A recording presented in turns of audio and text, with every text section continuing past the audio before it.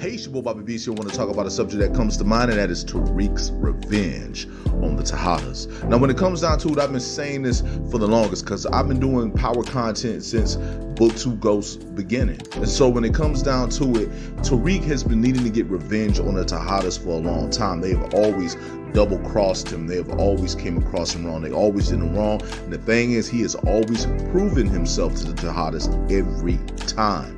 When Diana needed his help to get her father out of prison, he helped. When Monet needed help, he did it. He became her #1 dude. When Kane got in trouble, even when he didn't want to help Kane, he helped Kane.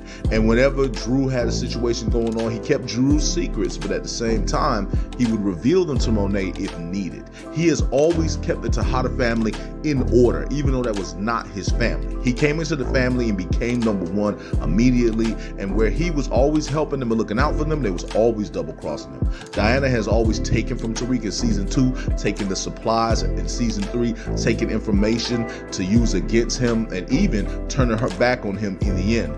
Drew, on the other hand, ain't had a reason to even beef with Tariq, but at the end of the day, he pretty much was like, bump it, let's get to, I don't care about Tariq, I want him to go down, Kane will probably go after him, whatever, right? Monet, on the other hand, has double-crossed that man more than once. If you really pay attention, Monet has tried to control Tariq. It's like she know he's #1, like he's the #1 dude making the money for her, but she has always wanted to have control over him since season 1 and season 2, and even going as far to seek his help out to find out who really killed Zeke in season 3, because he was the only one she could rely on, and he has consistently had their back, only for them to stab him in the back. Now, he hasn't really had much interaction with Lorenzo whatsoever, even though they've had interaction, but not really like direct with one another whatsoever. But the thing is that the Tejedas have done him wrong, and I know y'all gonna probably say that it's karma for all the stuff he did in book 1, because I've even said that myself, that the Tejedas is paying him back for what he has done, and that's his way of paying for karma. But at the end of the day, there has to still be a form of balance where basically he's gonna have to get at them. When it comes down to it, he came into the family, he did what he was supposed to do,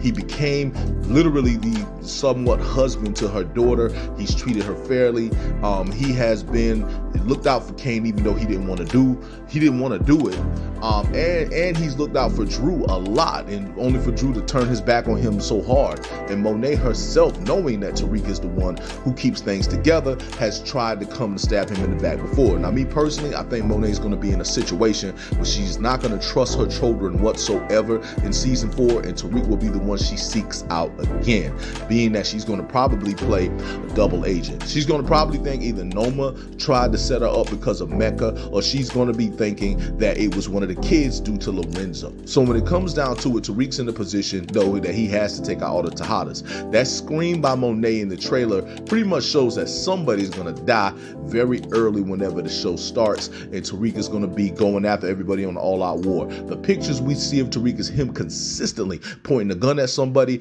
getting ready to take them out, or he's about to, pretty much do his thing with them. So when it comes down to it, I think season 2 is all about his revenge on them, while at the same time his war with Noma, because really that's who he's directly really beefing with, because Noma is the one there. She's the biggest threat out of everybody.